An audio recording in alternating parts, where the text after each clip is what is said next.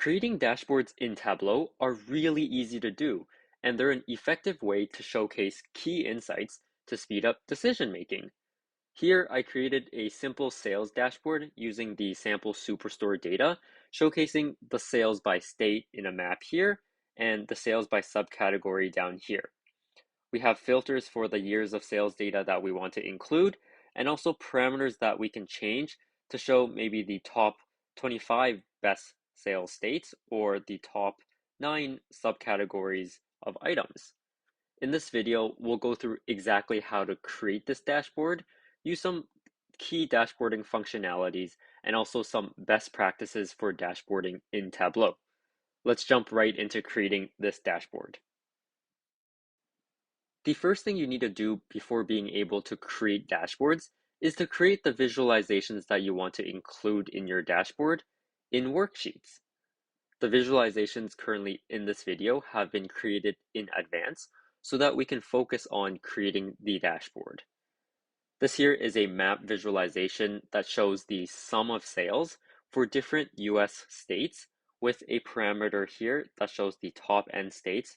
Currently it's at 25, so it's showing the top 25 highest sales states. And here we have a filter for the year of order date to include only those years of data that we want to include. We also have a country region filter to only include United States data. Down here we have a table calculation filter to help us show and hide countries in our top end state. And here there's a symbol beside these two filters, and this is essentially to indicate that they're being used in multiple worksheets. So the other worksheet is a sum of sales by subcategory to show which items are bringing in the most sales. Similar to the top end states parameter, there's also a top end subcategory parameter for us to decide how many subcategories we want to show in the view.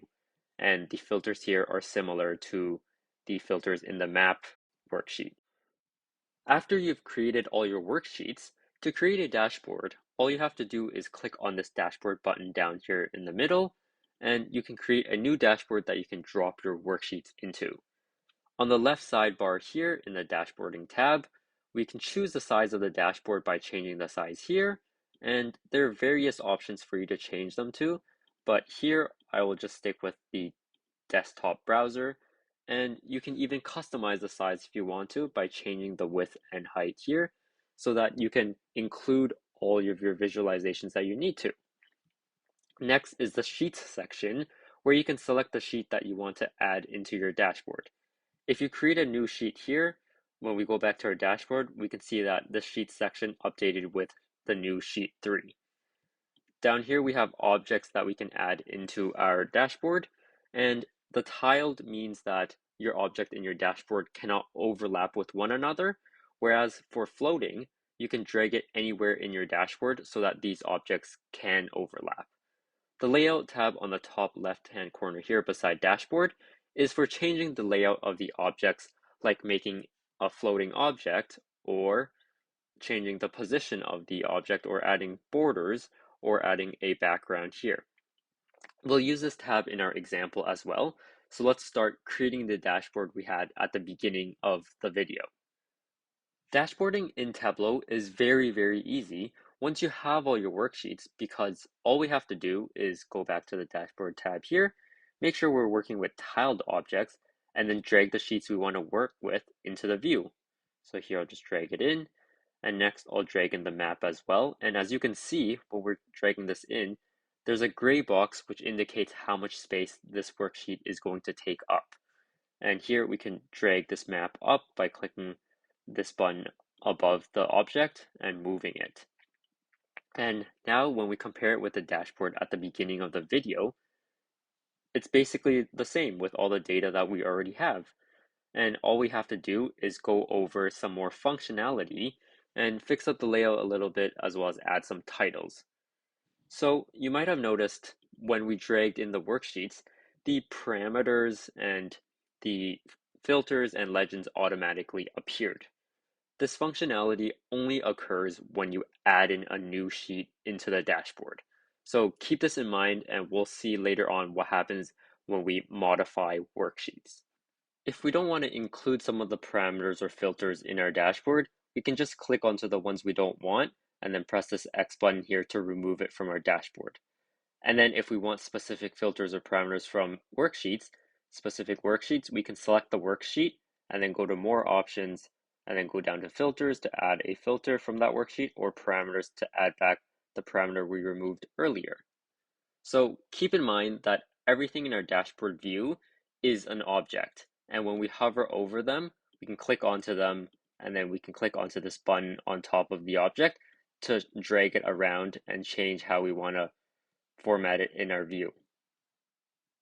One thing to note is that when a worksheet is in your dashboard, you won't have the option to delete that worksheet until you remove it from your dashboard. What I mean is when we right click on a worksheet, you can see the option to delete that worksheet is replaced by hide. Whereas if we select a worksheet that isn't in our dashboard, we can delete it right away. So if we hide these worksheets that are in our dashboard, to access it again, we can either right click this area here and unhide all sheets, or we can go to the dashboard where the worksheets are located, go to this area here by sheets, and then click on this button so that you can go to that sheet. And another thing to remember is that any changes that you make in the worksheet will reflect in the dashboard. So as an example, if we add the category, so the product category to the colors mark here, we can see that there's changes in this worksheet. And then when we go back to the dashboard, we can see that it's reflected in the dashboard. Notice that when we added the color mark, the legend didn't get added into this dashboard automatically like it would if we dragged a worksheet in. So if we want that legend in this view, we would have to add it in manually. So since we're only focusing on sales by subcategory, I'm going to go back to that worksheet and remove this color mark. One powerful feature of dashboards in Tableau is being able to use certain worksheets as filters. So when you select something from that worksheet, your whole dashboard will update to the data that pertains to what you selected. This will become more clear as I go through the example, and to use any worksheet as a filter, all you have to do is select that worksheet and then click on this icon here that looks like a funnel to use it as a filter. And now when we select a state in this map, the other worksheets in your dashboard will filter to data that's only contained in that state. So as an example, if we select Texas, you can see that all the numbers here change, and now we're seeing the sales by subcategory in Texas. So when we add up all these amounts here, if we show all the categories, we'll know that all these amounts will equate to 92,000.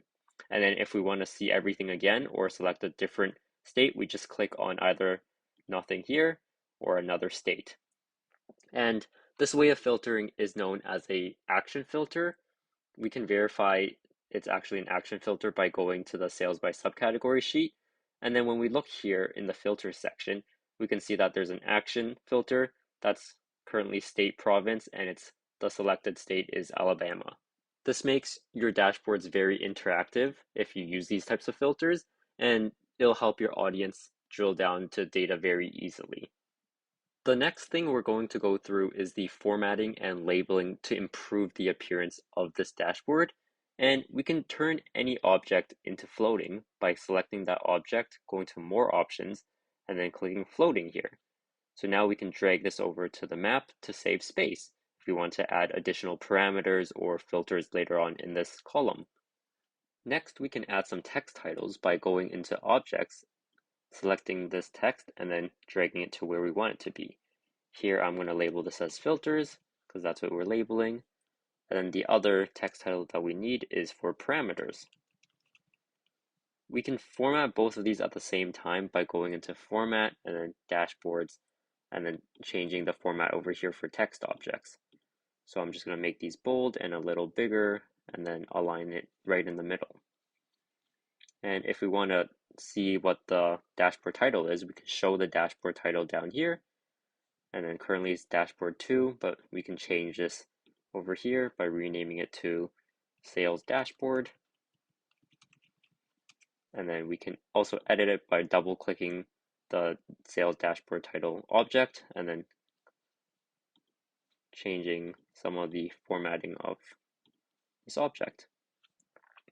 Next, we can also change the layout of all of these so that these titles can be more apparent. So we can select the colors for all of these by going into the layout over here, layout tab here, and then going to background and changing the color. And now if we take a look at this compared to the dashboard we had at the beginning of the video, you can see that they're pretty much the same except for a couple of formatting things. Oh, and this map title where we can remove it by right-clicking on this title and then hiding it. So now you should be able to create your very own dashboards. Last but not least, I'm going to go over some best practices for dashboarding in Tableau, which includes limiting the number of worksheets in your dashboard so that you can reduce clutter. And the general rule of thumb is a max of 1 or 2 worksheets. Another best practice is putting the most important visualizations in the most viewed spot, like how most viewers start looking at the top left-hand side of the dashboard first. And another thing is making the dashboard size specific to your audience, so changing the size to fit the audience, like if it's for a PowerPoint presentation or a web page or even a phone, to change that sizing. And lastly, to really try using different filters and actions to make the dashboards more interactive, because that's a super powerful way to showcase and drill down to different levels of data. Thank you for watching, and this concludes the video on dashboarding in Tableau.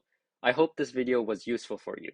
If you enjoyed this video and want to be updated every time I post a new video, I would love for you to subscribe to me. I post a new video every Thursday.